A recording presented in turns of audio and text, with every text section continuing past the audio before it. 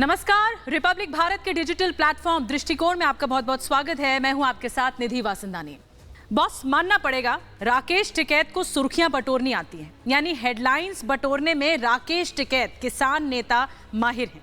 हालांकि वो लाख कहते रहे कि मैं चुनाव नहीं लड़ूंगा, मैं राजनीति में नहीं आऊंगा, लेकिन फिर भी किसानों के नाम पर लगातार आंदोलन कर रहे हैं राकेश टिकैत, महापंचायतें कर रहे हैं, लेकिन साथ में एक राजनीतिक बयानबाजी भी आज उन्होंने दे दी। और वो ये थी कि उन्होंने असदुद्दीन ओवैसी, AIMIM के प्रमुख ओवैसी को बीजेपी का चचा जान बता दिया। यानी यूपी की पॉलिटिक्स अब अब्बा जान से चचा जान पर पहुंच गई है।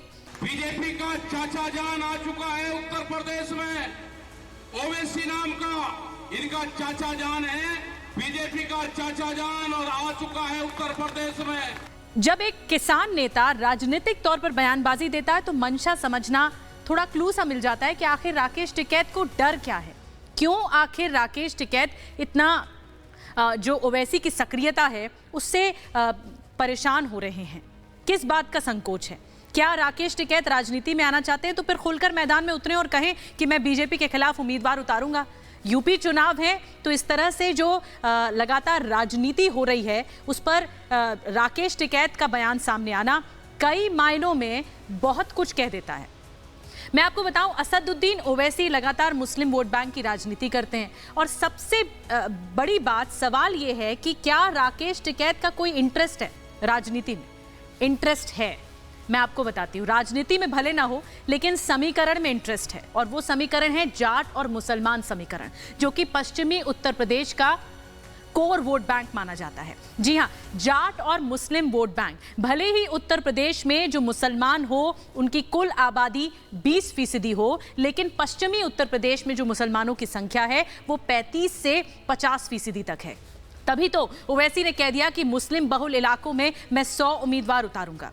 इसी से समझा जा सकता है कि राकेश टिकैत के भीतर खलबली कितनी होगी। अच्छा, एक बात और मैं आपको बताती हूँ, जाट और मुस्लिम समुदाय के जो लोग हैं जो कि पश्चिमी उत्तर प्रदेश में बहुत बड़ा प्रभाव रखते हैं, उनमें एक बिखराव 2013 के मुजफ्फरनगर दंगों के बाद देखने को मिला था, और उसके बाद से ही ये कोशिश थी राकेश टिकैत की, एक किसान नेता की, कि कैसे जाट और मुस्लिमों को एकता के सूत्र में पिरोया जाए।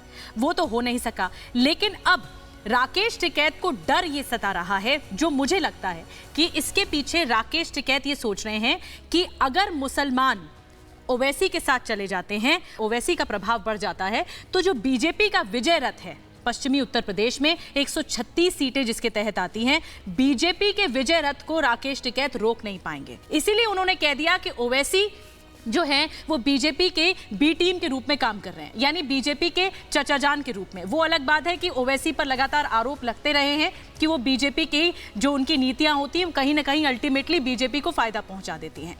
दूसरी बड़ी बात कि अब जो समीकरण है, कैसे 20% जो आबादी है मुस्लिम आबादी, उन्हें साधने की कोशिश राकेश टिकैत कर रहे हैं।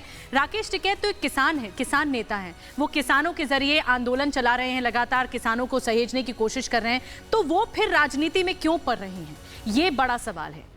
क्यों राकेश टिकैत का इंटरेस्ट है कि वो जाटों को और मुसलमानों को साधने की कोशिश कर रहे हैं पश्चिमी उत्तर प्रदेश में, महापंचायतें लगातार चला रहे हैं, आंदोलन चला रहे हैं। तो अब सवाल उठता है, इसके पीछे दृष्टिकोण ये है, चुनाव आने वाले हैं और राकेश टिकैत भी कोशिश कर रहे हैं कि कहीं ना कहीं से राजनीति की संभावनाएं बन जाएं, और अगर राजनीति की संभावनाएं नहीं बन पाए तो राकेश टिकैत की कोशिश है किसानों के नाम पर राजनीति बढ़ाई जाए और विरोध के स्वर मुखर किए जाएं, ताकि बीजेपी का विजय रथ रोका जा सके।